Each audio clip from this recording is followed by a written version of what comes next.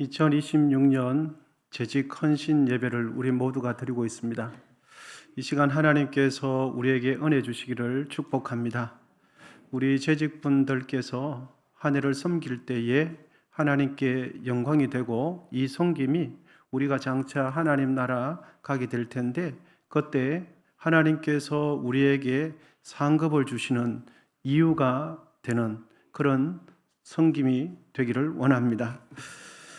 여러분 점심 식사 맛있게 잘 하셨습니까? 저도 참 맛있게 먹었습니다. 김치를 샀다고 하는데 맛있더라고요. 네, 그래서 산 김치지만 성도님들께 맛있게 드리기 위해서 일주일 동안 이렇게 온도를 잘 맞춰서 신경을 많이 썼다 하더라고요. 그래서 저는 이제 헌신 예배도 있고 해서 이제 준비하다가 배가 고파서 도저히 안 되겠다 싶어서 가서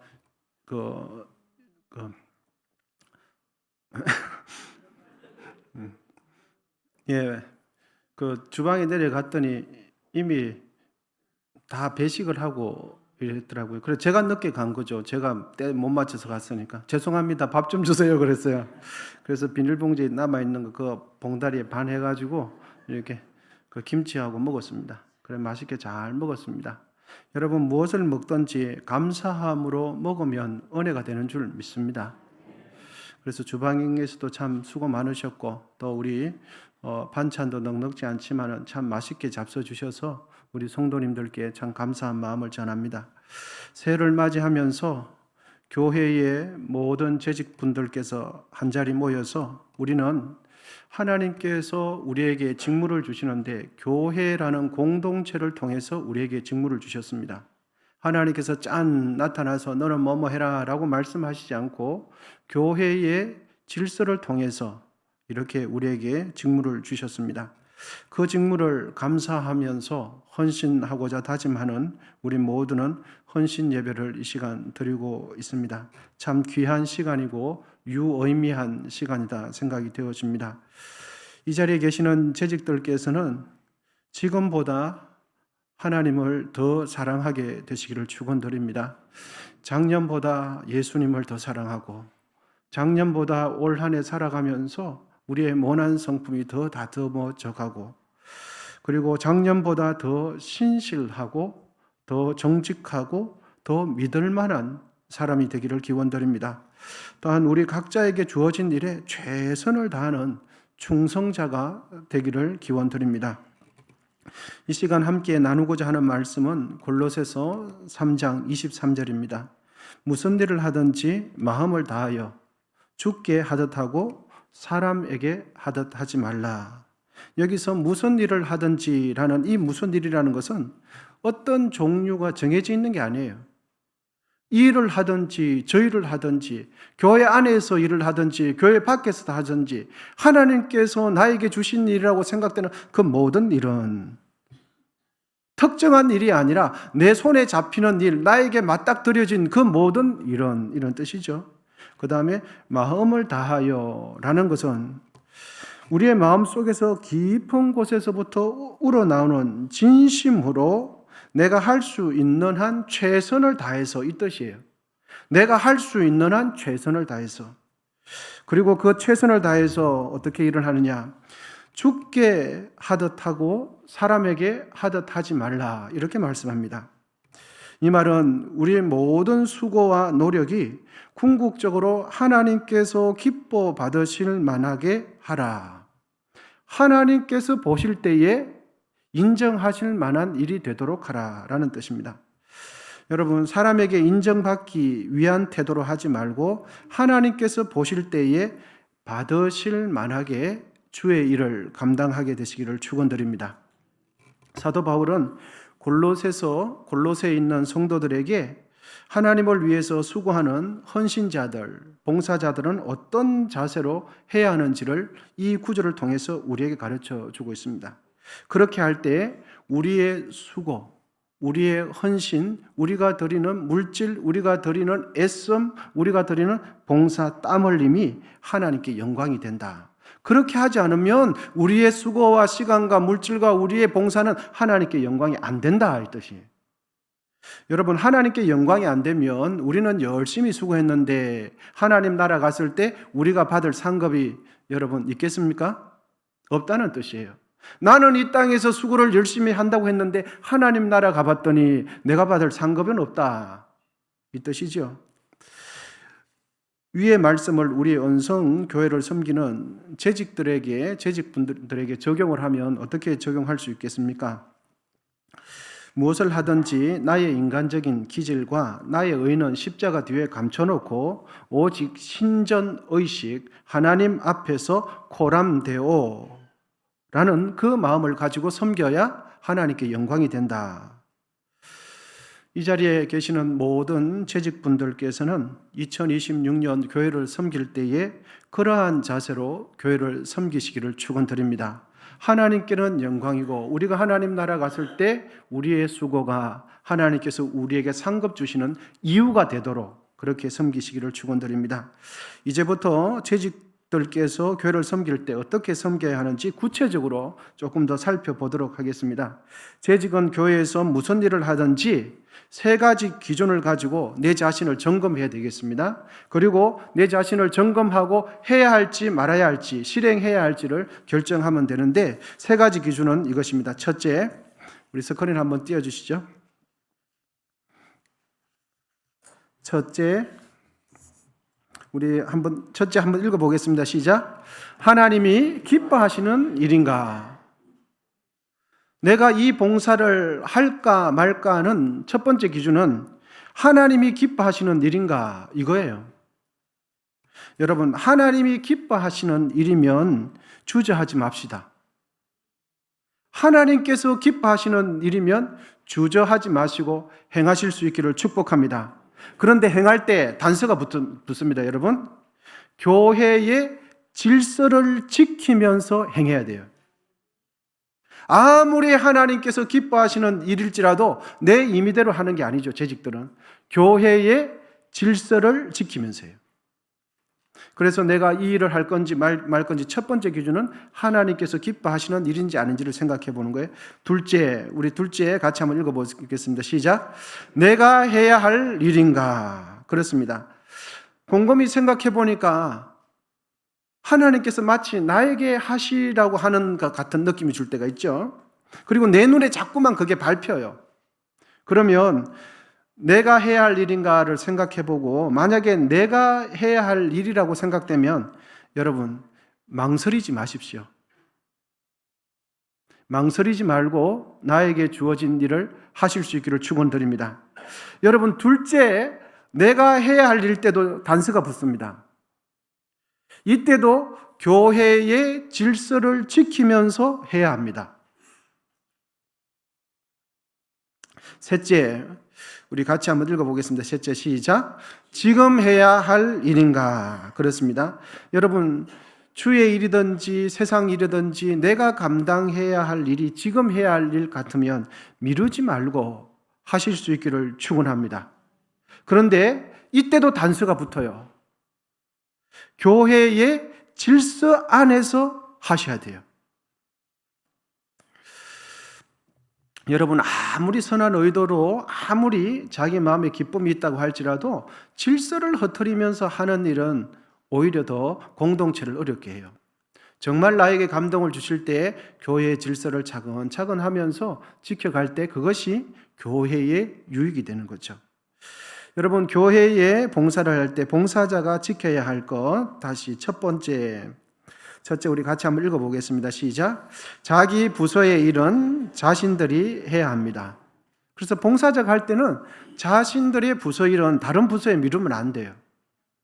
자신의 부서 일은 그 부서가 꼭 해야 되는 거죠. 둘째, 우리 같이 읽겠습니다. 시작. 다른 부서의 일은 간섭하지 말아야 합니다. 그렇습니다. 여기서 간섭이라는 단어를 유의해 보시길 바랍니다. 도와주지 말라는 뜻이 아닙니다. 협력하지 말라는 뜻이 아니라 뭐 하지 말라고요? 간섭하지 말라고요. 참견하지 말라는 뜻입니다. 여러분, 도와주지 말라, 협조하지 말라는 뜻이 아니고 이 단어를 잘 보시고요. 여러분, 도와줄 때 마음과 간섭할 때 마음이 틀리는데 간섭할 때는 내가 간섭할 때 간섭하는 걸 안 들어주면 내 마음이 어때요? 간섭하는 사람은 기분이 나빠요. 그런데 내가 도와주려고 하는 사람들은 도와주려 할 때 도움 안 받으면 내 기분이 괜찮아요. 여러분 이해가 되십니까? 어떤 일을 이렇게 내가 간섭하는지 도와주는지 잘 분간이 안 되시면 내가 참견할 때, 간섭할 때, 도와주려고 할 때 내 마음이 어떤지를 보세요. 기분이 나쁜지 안 나쁜지를 보면 내가 간섭하는지 도와주는지를 어느 정도 알 수 있어요. 그 다음에 세 번째 같이 읽겠습니다. 시작. 부서 간에 상충되는 일이 있을 시 부서장, 대표를 통해 사전에 논의 후 해결합니다. 그렇습니다. 교회 일을 하다 보면 의견이 다를 수 있거든요. 그래서 이런저런 갈등이 있을 수 있고 의견이 달라서 일이 진행이 잘 안 돼. 그거는 아주 정상적인 일이에요. 그것이 이상한 게 아닙니다. 그럴 때는 부서장끼리 서로 만나서 충분하게 논의를 하고 협조를 먼저 부서장끼리 서로 이야기를 하는 게 아름답습니다. 넷째, 같이 읽겠습니다. 시작. 교회 일은 서로 협력하고 양보하는 마음의 자세를 가지고 임해야 합니다. 여러분 두 번째하고 넷째하고 마치 상충이 되는 것처럼 하는데 보이는데 그렇지 않습니다. 두 번째로는 간섭하지 말아야 되고 세 번째로는 서로 협력하고 양보하는 자세를 가져야 된다는 거죠. 그러면 두 번째가 우선일까요? 네 번째가 우선일까요? 두 번째가 우선입니다. 부서 일은 우선적으로 그 부서장에게 맡겨줘야 돼요. 그리고 난 뒤에 그 부서가 어려움이 있을 때 도와주는 거죠. 이 순서가 거꾸로 되면 힘들어져요. 이 순서가 바뀌면 힘들어져요. 그래서 부서장을 왜 세웠는가? 그 부서장을 통해서 일을 하도록 하기 위해서 먼저 부서의 일은 그 부서가 책임지도록 권한을 주는 거예요. 그리고 기다려줘요. 어려우면 그때서 도와달라고 하면 적극적으로 도와주면 돼요. 순서가 그렇게 되는 거예요. 여러분 교회 사역의 결과도 교회의 유익이 되어야 하지만 일의 절차 과정도 교회의 질서를 지켜야 하나님께 영광이 돼요. 질서와 절차를 지켜야 하나님께 영광이 돼요. 결과물만 좋으면 다 좋은 게 아니에요. 세상은 그렇지 않죠. 세상은 결과만 좋으면 거의 다 통과해요. 그런데 교회 공동체는 그렇지 않습니다. 결과도 좋아하지만 그 일을 해 나가는 과정과 절차도 매우 중요합니다. 그 다음에 부서의 존재 목적 우리 같이 살펴보는데요. 부서의 존재 목적은 이렇습니다.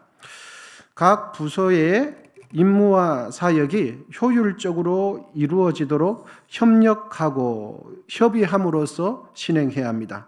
그리고 교회 전반의 목회 사역과 교역자의 목회 활동을 원활히 도와야 하고 그럴 때 또한 교회 존재 목적에 부합할 때 부서의 존재 목적이 있는 거예요. 그리고 부서의 기본 원칙은 이렇습니다. 각 부서별로 편성된 예산 집행 운행권은 1차적으로 부서 책임자에게 있어요. 1차적으로. 그리고 책임자는 권한과 의무와 임무를 다 해야 합니다.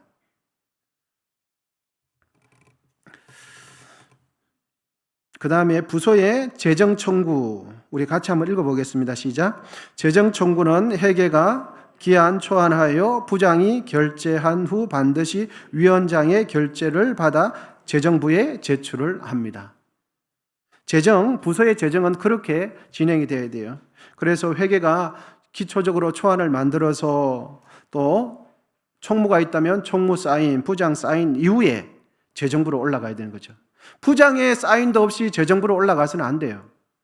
그래서 혹시 부득이한 사정이 있다면 미리 사전에 서로 소통을 하고 난 뒤에 이해될 만할 때 그때는 부득이한 경우는 있을 수 있죠. 그래서 우선적으로는 부장과 그 부서에 총무의 사인이 있고 난 뒤에 재정부로 넘어가야 정당하게 적법하게 진행이 된다는 거예요. 그 다음에 부서 사역과 실행 지침 우리 1번 같이 한번 읽어보겠습니다. 시작. 각 부서원들은 리더인 부장의 권위를 존중하고 그 권위에 순종해야 합니다. 2번 같이 읽겠습니다. 시작. 회의 규율을 충실히 지키고 결의사항을 준수해야 합니다. 여기서 여러분 두 번째는 결의사항 한 것을 모두가 함께 결의했기 때문에 함께 존중해내고 지켜내야 돼요. 결의한 것을 지켜내지 않으면 공동체는 무너져요.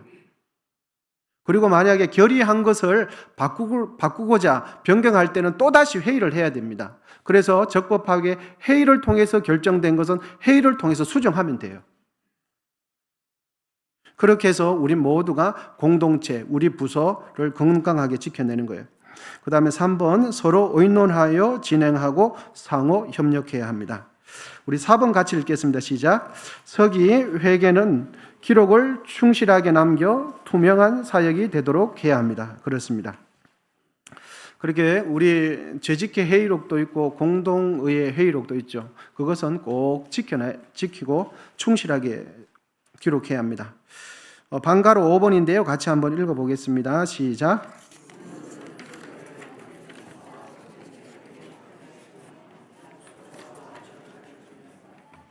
예, 그렇습니다. 질서와 절차를 꼭 지켜야 합니다. 더디 답답하다고 질서를 무시하거나 절차를 무시하면 안 돼요.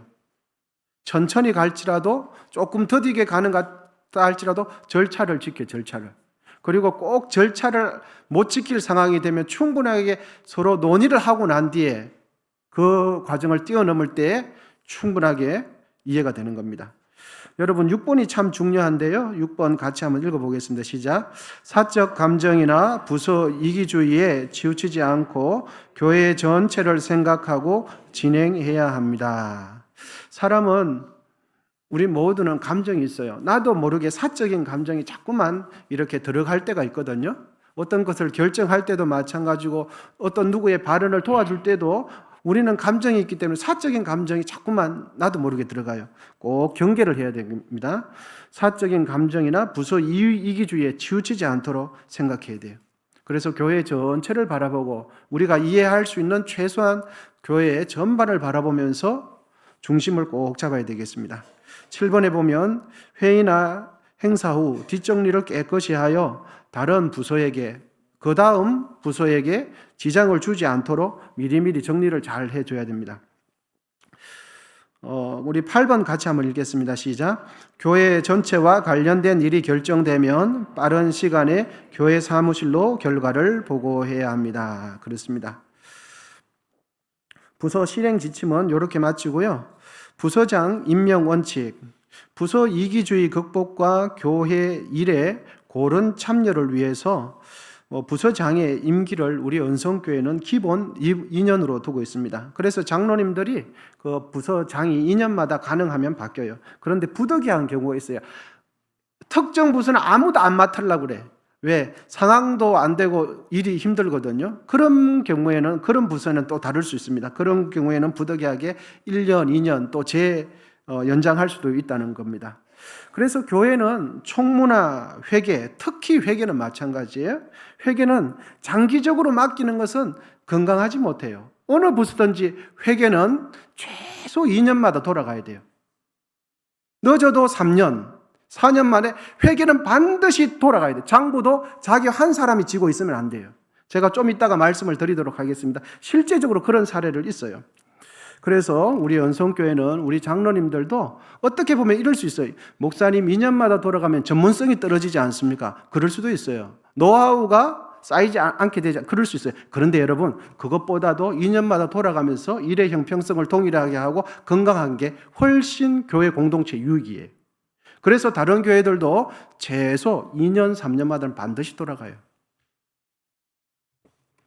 우리 은성교회의 부서 조직은 2개의 위원회와 13개의 부서가 있습니다. 2개의 위원회는 특별위원회, 예결산위원회가 있어요.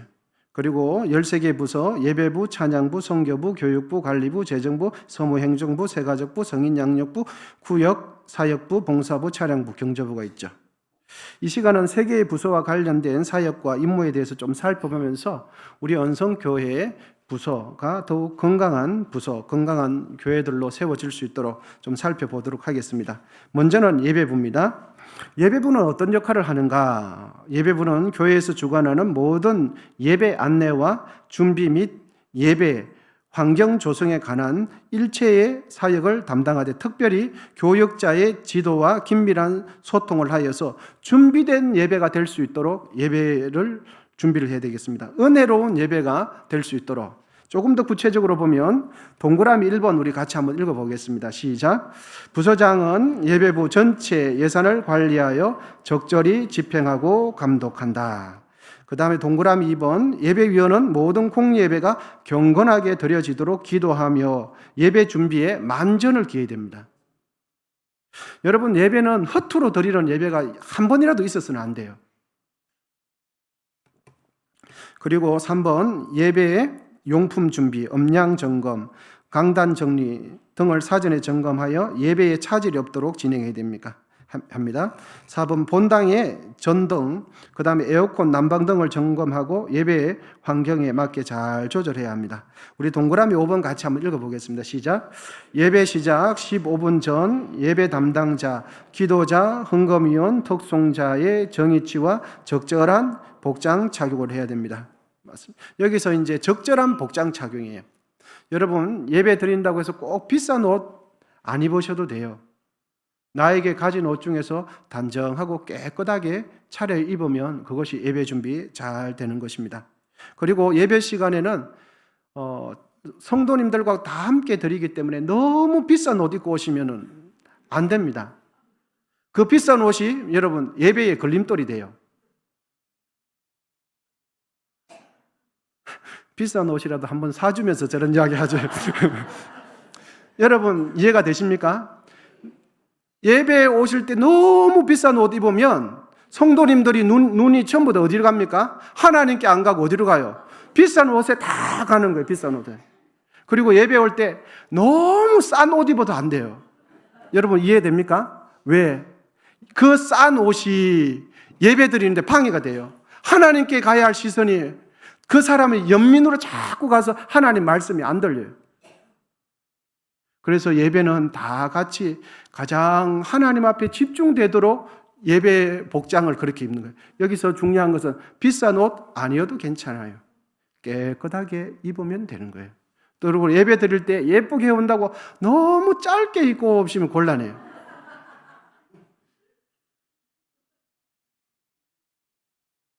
예배 때는 우리 모두가 마음 편안하게 십자가 앞에 주님을 바라볼 수 있도록 복장기를 해야 되는 거죠. 그리고 머리도 마찬가지예요. 헤어스타일도 간만에 강단에 서는데 이걸 어떡하나 하면서 막 평소에 안 가던 그 미장원이 아니고 더 좋은데 해가지고 머리가 막 이렇게 사자처럼 돼가지고 있으면 자기는 정성스럽게 준비했는데 그 모든 시선이 어디로 갑니까, 여러분? 성도님들의 시선이 전부 다 머리로 가는 거예요. 그러면서 나갈 때 머리 칭찬만 받아. 머리 이쁘다, 모든 영광 이 머리카락이 다 가져가는 거예요. 여러분, 예배의 인도자는 최대한 모두가 다 편안한 상태에서 주님을 바라볼 수 있도록 복장을 해야 돼요. 그래서 좋은 복장 아니어도 괜찮아요. 새 옷 아니어도 괜찮아요. 그래서 내가 가진 옷 중에서 단정하게 입어요. 그리고 머리도 깔끔하게 다니는 거예요. 그렇게 거기 예배 인도자가 되겠습니다. 그 다음에 6번에 보시면 그 예배 부서는 성스러운 성찬 예식이 될 수 있도록 떡과 포도즙 이런 것도, 포도즙도 정말 성도님들이 이렇게 성찬을 대할 때에 예수 그리스도를 느낄 수 있는 그런 포도즙도 연구하고 빵도 연구하면서 그렇게 예배가 잘 진행되도록 하는 게 필요하겠습니다. 7번에 보면 필경 때에 종류별로 헌금 봉투를 수시로 확인해서 잘 비치해 주는 것이 참 중요하겠습니다. 그리고 예배의 안내자 수칙을 우리 한번 보도록 하겠습니다. 우리 동그라미 1번 예배 안내자 수칙 읽어보도록 하겠습니다. 시작. 예배 시작 20분 전에 안내 위치와 예배 안내자들은 가능하면 20분 전, 15분 전에 그렇게 위치하도록 하겠습니다. 그리고 동그라미 2번에 보면 예배 안내를 하면서 잡담은 금하고 다가오는 교우들과 새신자에게 집중해야 돼요. 안내자들끼리 서로 저 본당 앞에서 안내자들끼리 서로 사담을 주고받으면서 친한 성도가 오면 그 안내자들이 친한 성도에게 붙어서 막 이렇게 이야기하다가 새 가지고 오는 걸 다 놓쳐요. 그리고 안내할 때도 이렇게 친한 사람 있고 덜 친한 사람 당연히 그렇지만 그래도 서로가 소외되지 않도록 다 골고루 편안하게 그런 자세로 인사를 드려야 되는 거예요. 자기 친한 사람 올 때는 엄청 반갑게 하고 자기하고 안 친한 사람 오면은 이렇게 뭐 머리 이상한 것처럼 뭐 이렇게 하면 등 돌려가지고 뭐 다른 이렇게 안내하면 안내가 방해되는 거예요. 안내가 방해되는.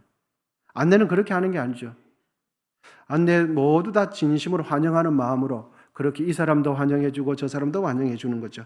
그리고 안내자들끼리 가능하면 사담을 주고받지 않고 이 본당 안이 경건하게 될 수 있도록 그래 처음 온 사람들에게 이렇게 관심을 많이 가져주면서 새 가족들이 이렇게 무색하지 않도록 그렇게 안내 역할을 잘 해줘야 되겠습니다.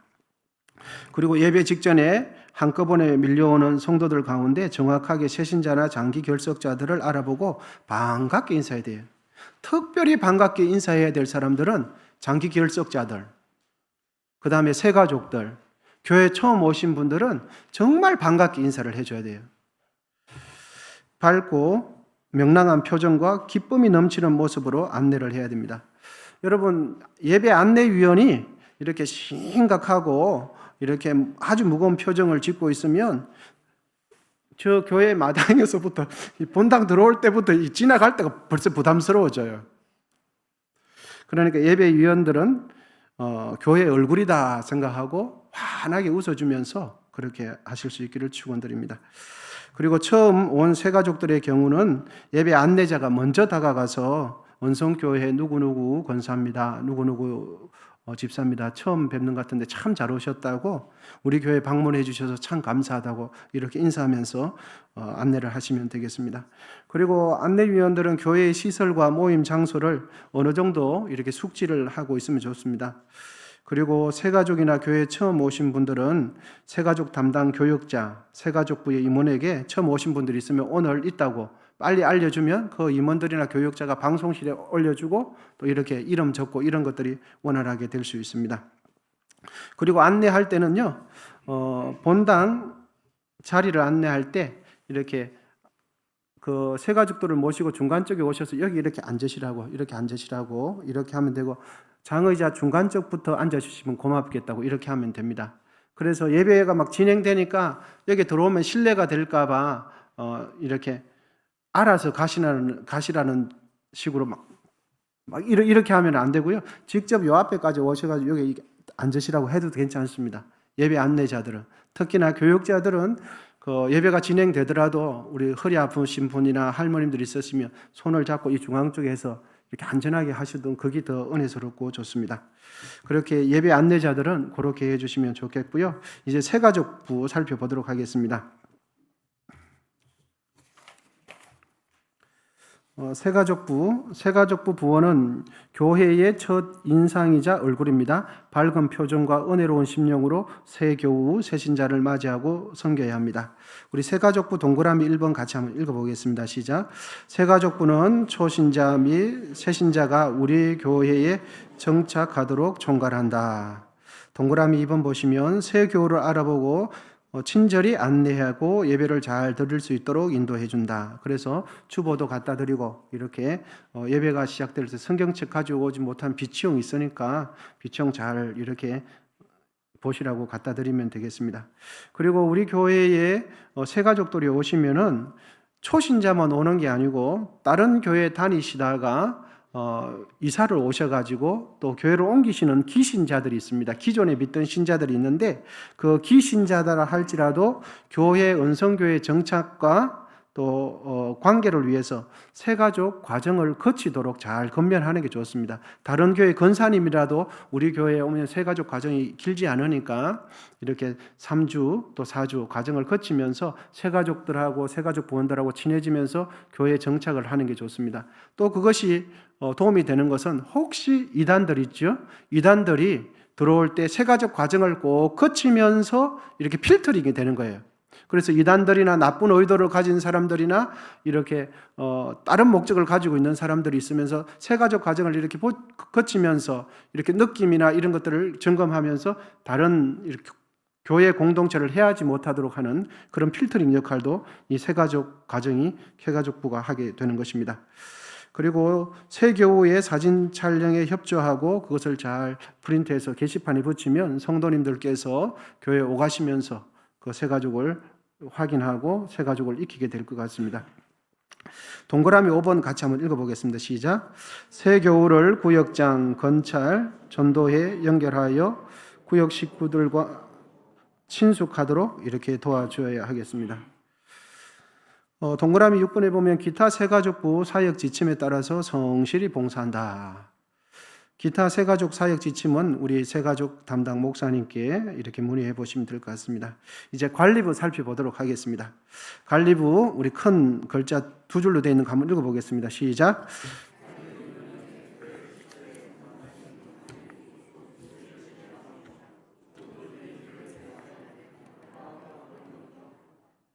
네, 관리부의 총체적인 업무가 되겠습니다.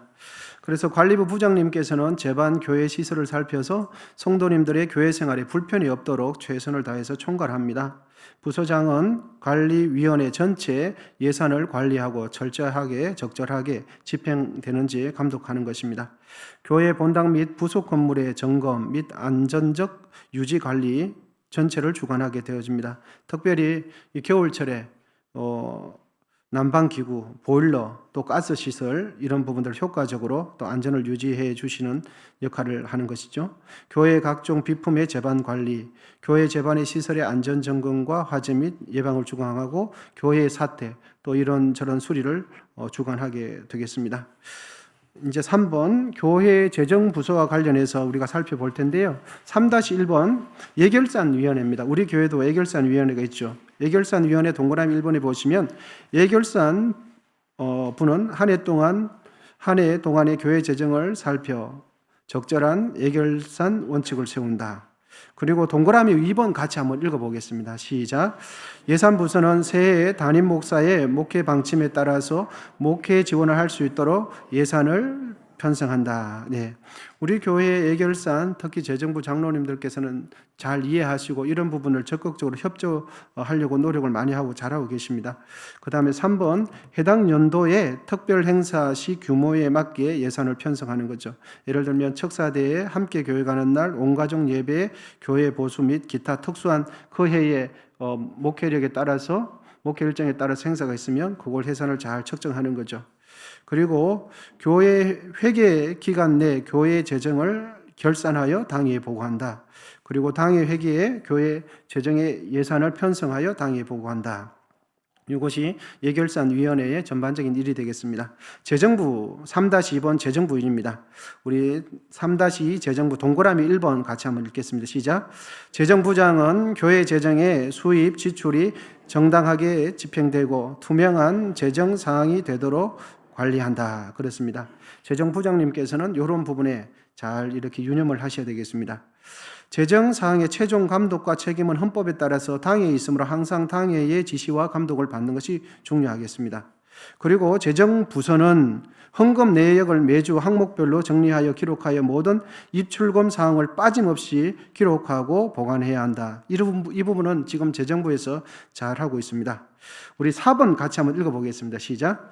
재정 계수 수납은 반드시 복수 인원이 함께 계수하고 결과를 서면으로 확인하고 남기도록 합니다. 이거 당연한 일이죠. 그런데 제가 잘 아는 교회에 최근 들어서 이런 일이 있었습니다. 그 교회 누가 보더라도 착한 집사님이셔요. 누가 보더라도 A라는 집사님 착한 집사님. 전 교인들이 그 집사님을 착함을 인정해요. 그런데 그 집사님께서 교회에 하시는 일이 재정 이렇게 송금해 주는 역할을 해요. 어느 부서에서 이제 돈을 청구를 들으면 그것이 월요일이 됐든지 화요일이 됐든지 주일이 됐든지 송금해 주는 역할을 하는 거예요. 그래서 선교부도 보내고 모험비도 보내고 다 보내는데 그 착한 집사님이 그 재정부를 한 4-5년 했어요. 그런데 여러분 일이 났습니다. 무슨 일이 났는가? 선교부에 돈이 들어가 있는데 돈이 안 들어가는 거예요. 그래서 이상하다 왜 그런가 확인해 보니까 그 집사님께서는 교회에서는 돈을 타서 보낸다고 했는데 자기 개인적인 급한 일이 있으니까 그 돈을 교회 재정을 가지고 먼저 자기 개인적인 일에 급한 일을 써버린 거예요. 그래서 금액은 많지 않습니다. 한 500만 원 정도. 그래서 자기 집안의 경제 살림이 힘드니까 교회 재정을 받아서 그것 먼저 쓰는 거예요. 그래서 몇 거 넣어야지 했는데 몇 가지지가 않는 거예요. 그래서 교회에 일이 난 거예요.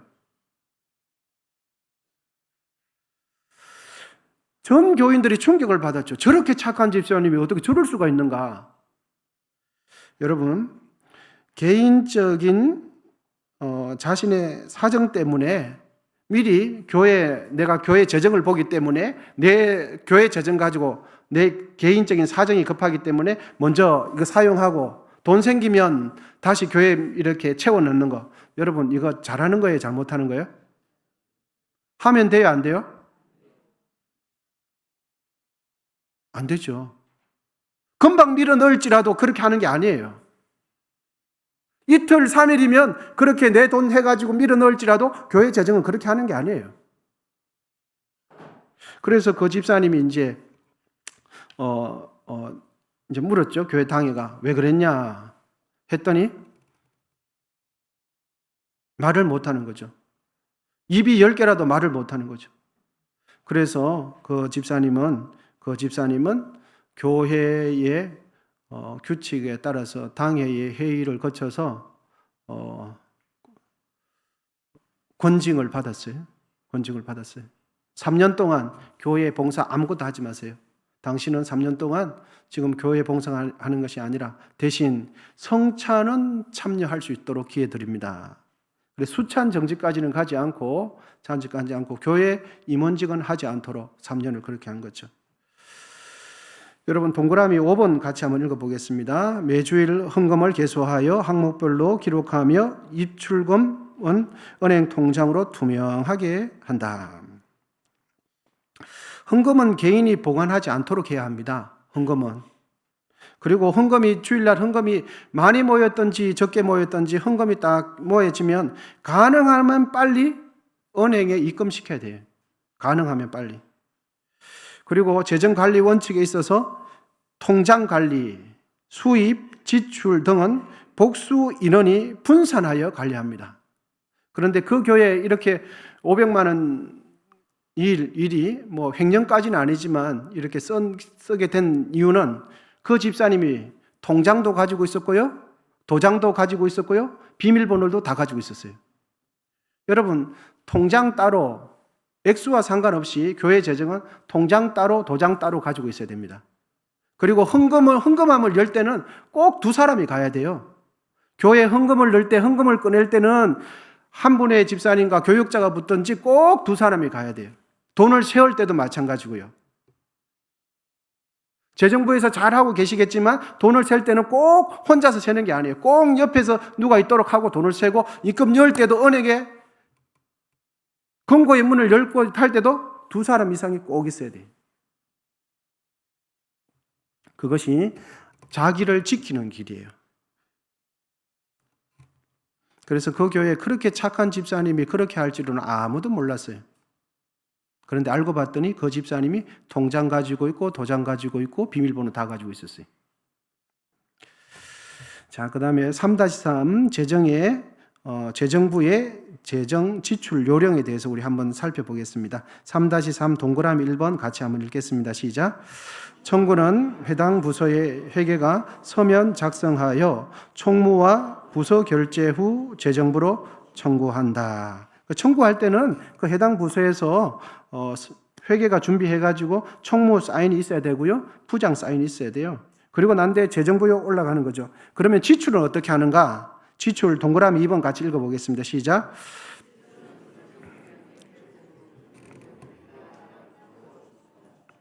지출은 재정부장의 결제 후 재정부 회계가 해당 부서로 지출하는 거예요.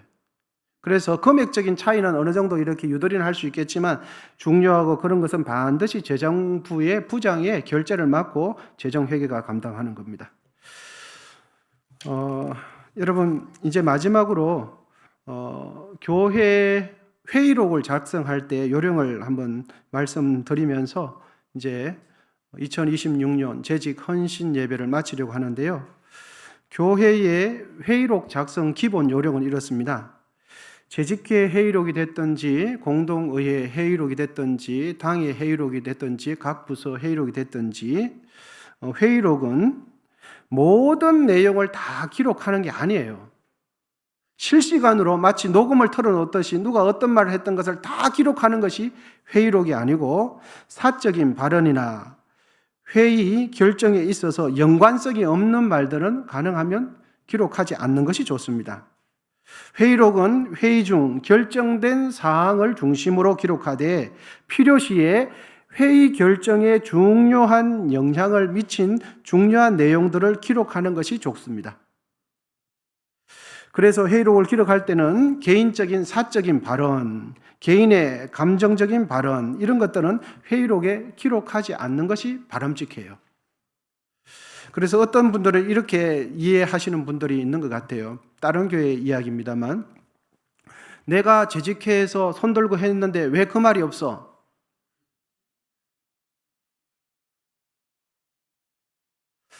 여러분 그 발언이 아주 회의에 있어서 결정이 중요한 영향을 미쳤는데 꼭 들어가야 될 내용 같으면 들어가도 돼요.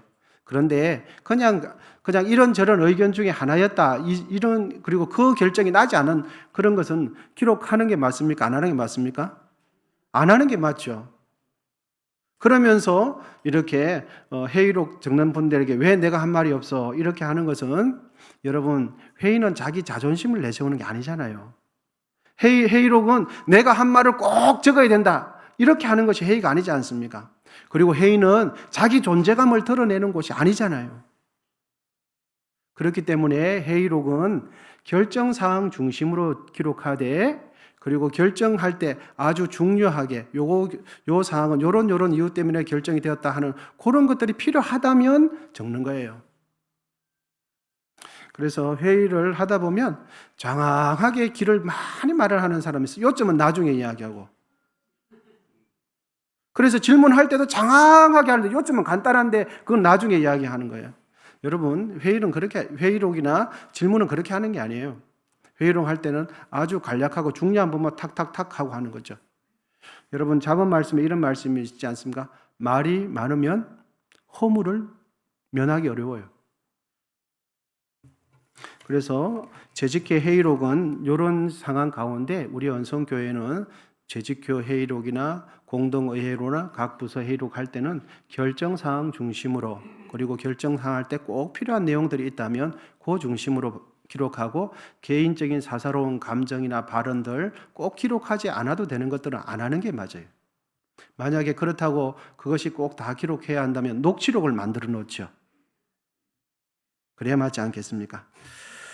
교회는 공동체성을 이루고 있습니다. 그러므로 아주 자연스럽게 친분이 생기게 마련이에요. 교회 안에도 3355 소그룹이 형성되는 것은 매우 자연스러운 현상입니다. 친한 사람 조금, 친분이 조금 약한 사람, 이거는 아주 건강하고 자연스러운 현상입니다. 지극히 정상적인 현상이죠. 그런데 자연스럽게 형성된 그 소그룹이 교회 공동체성에 저해를 하는 성격을 띈다면 교회 전체의 선한 흐름에 협력하지 않는 소그룹이 있다면 그 소그룹은 아름다운 소그룹이 아니에요. 교회 전체 선한 흐름 가운데 그 흐름을 바꾸려고 하고 저지하는 소그룹이 있다면 그 소그룹은 건강하지 못한 소그룹이 되는 거죠. 친분이 있어서 3명, 4명, 5명 이렇게 모이는 것은 너무너무 자연스럽고 보기 좋습니다. 그런데 우리의 소그룹이 교회 전반에 있어서 덕을 끼치지 못한다면 나의 영혼을 위해서라도 교회의 유익을 위해서라도 자신들의 모임의 성격을 약화시키는 것이 교회를 이롭게 하고 그것이 하나님께 영광이 되는 거예요. 교회 안에서 이루어지는 모든 모임들은 궁극적으로 교회 공동체의 유익이 되도록 해야 되는 거예요. 그래서 우리의 소그룹의 모임은 우리가 모이는 것이 교회 공동체의 유익이 되는가 생각해 보면 돼요. 그리고 담임 목회자의 목회 협력에 협력하는 모임인가를 생각해 보면 돼요. 그럴 때 그 모임은 주님 안에서 아름다운 성도의 모임이 되는 것이죠. 교회의 모든 재직들은 이러한 교회의 큰 흐름과 방향을 잘 이해하시고 교회를 섬길 때에 그것이 바로 교회를 섬기는 모임이 되는 거예요. 이곳에 계시는 재직분들의 수고와 헌신이 하나님께 영광이 되기를 축원드립니다. 그리고 우리의 소그룹이 교회 공동체의 유익이 되는 그런 소그룹이 되기를 축원드리고 올 한 해 재직으로서 교회를 섬길 때에 하나님께 영광이 되어지고 우리가 장차 하나님 나라 갔을 때 2026년 그때에 어떤 재직으로 섬겼지 그 섬김 충성스럽게 섬긴 것 때문에 하나님께서 우리에게 상급을 주신다는 그런 일이 있게 되기를 진심으로 축원드립니다. 하나님께 영광이 될 뿐만 아니라 교회의 덕을 세우고 교회를 이롭게 하는 우리 원성교회 이 자리에 계시는 모든 재직들이 되시기를 축원드립니다. 기도하겠습니다.